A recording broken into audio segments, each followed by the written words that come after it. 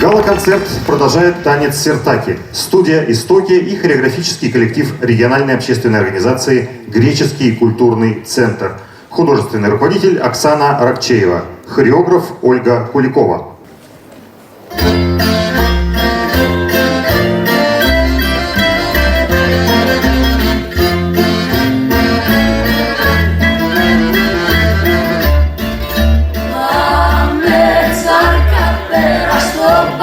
Έτσι γλύκει κούκλα μου γλυκιά απ' τη Θεσσαλονίκη, στα νύχτα με την βαρκούλα, γλυκιά μου Μαρικούλα, να σου παίξω φίνο παγλάμα.